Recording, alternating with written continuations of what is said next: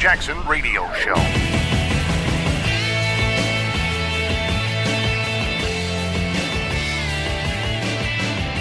Welcome back, everybody. Kevin Jackson here. I gotta tell you, I love how Donald Trump handles his business. KJRadio.com is how we handle our business. 844-551-8255. So Pelosi and Schumer were scheduled for a meeting at the White House. Now, here's before we get into that, let me just say this. So Donald Trump has a meeting with Pelosi and those guys, and they hate him. And then he fights against the Republicans on some certain things, and he nuzzles up with the Democrats, and they're glad to get it done because they think, we're going to get him to come over our way. Yeah. So Schumer and those guys are all buddy saying, at least he's reaching out, whatever. Then the Republicans start coming back going, well, hold on a minute. Don't go befriending them when there's things for us to do. So you have this back and forth going on, and nobody knows on either side what Donald Trump is going to do. This is why this guy is truly genius in these negotiations. He's genius.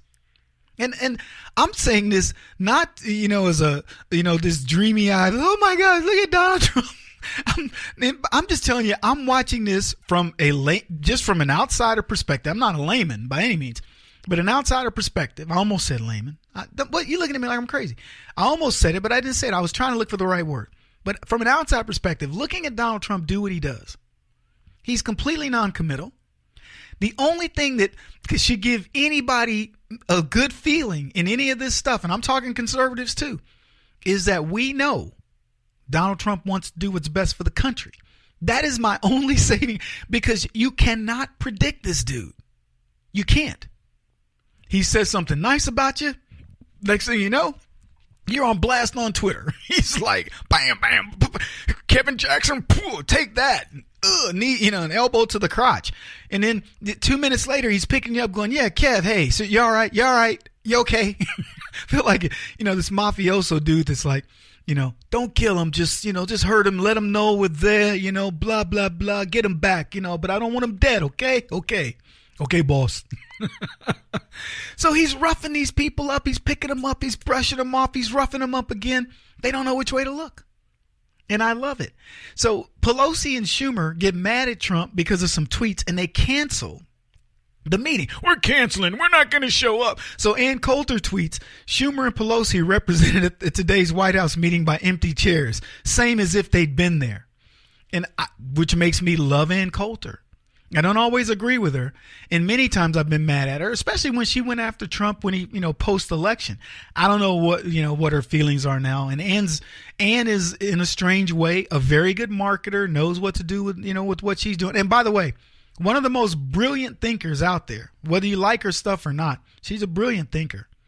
But she tweets that, I'm cracking up because what if Pelosi and Schumer think they're going to solve? What do they anticipate happening? Let me just go ahead and break it down for you, conservatives. Donald Trump will get his tax bill. Donald Trump will kill Obamacare.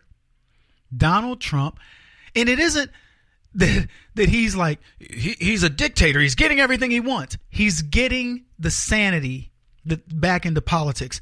We're going to discuss the CFPB. I think I called it CFFB earlier. But CFPB, which is this Consumer Fraud Protection Bureau, not the donkey, but the actual agency. And when you hear what I have to tell you about this agency, it's going to blow your mind, okay? What these guys have gotten away with. We've alluded to it in the past, so we'll be talking about that. But these big babies on the left crack me up. What do they think? They think we don't understand what's going on. Look, the only thing Pelosi and Schumer want is they want something that's going to take your money. It's going to fleece you. It's going to go to their constituents, and they're going to look good. That's their negotiation tactic, pure and simple. And Trump's, luckily, he says, I'm for truth. I'm going to make sure the American people benefit in whatever it is that we do. You don't want to show up? Fine. I'm going to get it done. And what's he do?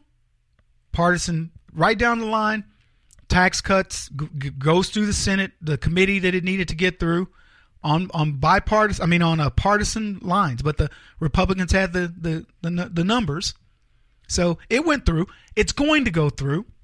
Schumer and Pelosi are going to get scraps on the table at best.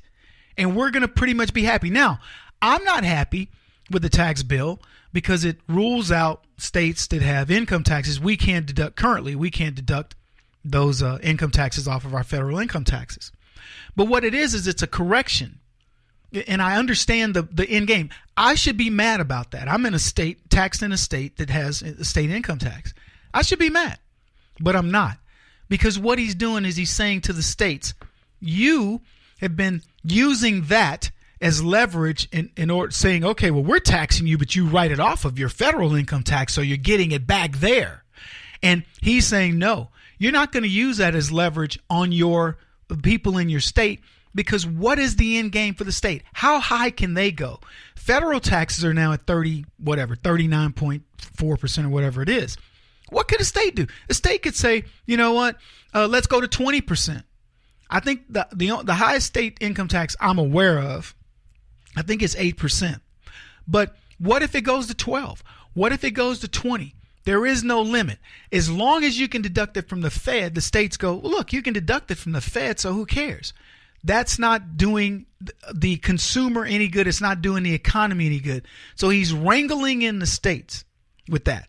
That's why it's so smart. Anyway, I'm willing to sacrifice that for the time being because it'll force the states to have to deal with this issue from a revenue perspective. And the states will look at, if they're smart, they'll say more money in the hands of our producers is going to spur better for the state. Just for the record, states without income tax do better than states that have income taxes. Look at the dichotomy between Texas and California, and couldn't be more clear.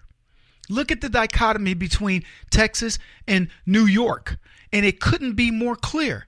These states that tax the crap out of their people end up ultimately killing themselves, whether it's a minimum wage hike, which is nothing more than a tax. It's such a detrimental tax because it affects the people that need it the most. The minute you raise the minimum wage to $15 an hour, you cut the money to fixed income people. You cut the money that they earn in half.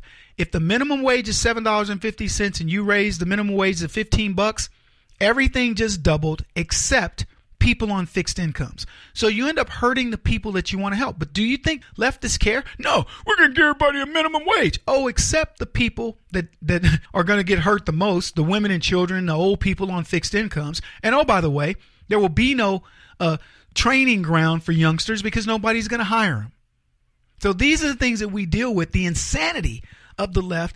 And the left, I'm not going to show up at the White House because we're going to be dealing with real issues and we're going to be really impacting people with real legislation, things that work. Well, don't show up, empty chair.